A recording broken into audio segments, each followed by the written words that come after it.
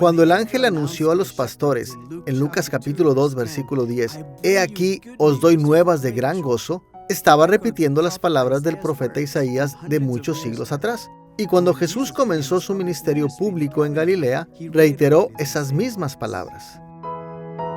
En su primer sermón registrado, Jesús estaba en la sinagoga de su ciudad natal, Nazaret, y le entregaron el rollo del profeta Isaías. Leyendo Isaías capítulo 61, versículos 1 y 2, pronunció estas palabras en Lucas capítulo 4, versículos 18 y 19. «El Espíritu del Señor está sobre mí, por cuanto me ha ungido para dar buenas nuevas a los pobres.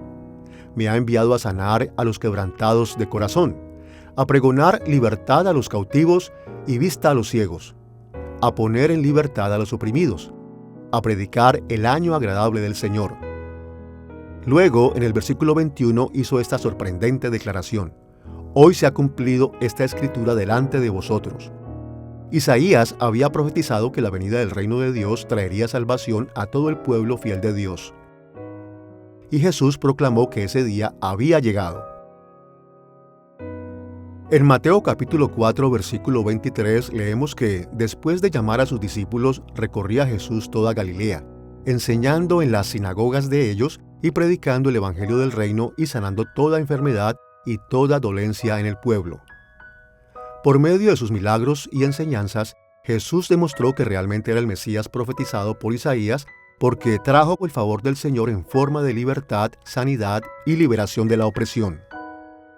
Más adelante, después de que Juan el Bautista fue encarcelado, envió a algunos de sus discípulos a preguntar a Jesús si verdaderamente era el Mesías. Y Jesús respondió, parafraseando Isaías capítulo 61, versículos 1 y 2, el mismo pasaje que había leído en la sinagoga al inicio de su ministerio público.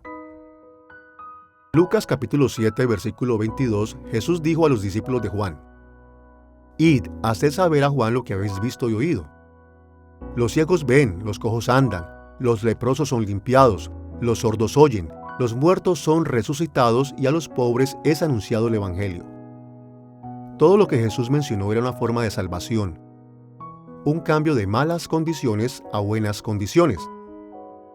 Pero cuando dijo que a los pobres es anunciado el Evangelio, hablaba de algo más que pobreza externa. En Apocalipsis capítulo 3, versículo 17, Jesús reprendió a la iglesia en la Odisea diciendo: «Porque tú dices, yo soy rico y me he enriquecido, y de ninguna cosa tengo necesidad, y no sabes que tú eres un desventurado, miserable, pobre, ciego y desnudo». Y en Santiago capítulo 2, versículo 5 leemos: «Hermanos míos amados, oíd.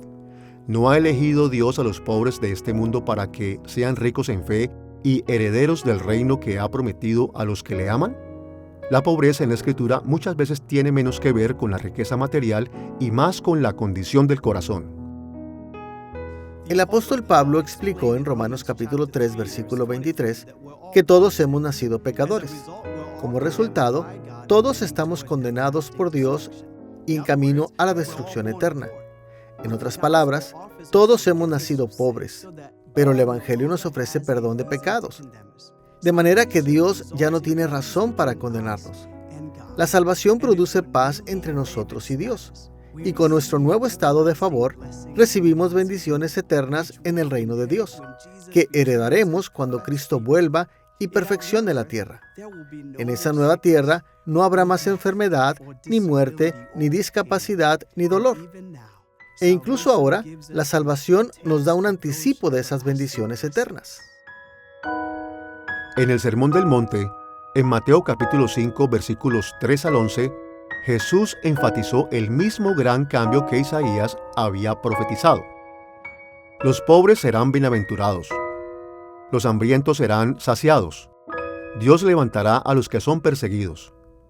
Y los que lloran serán consolados. ¡Qué buenas nuevas de gran gozo!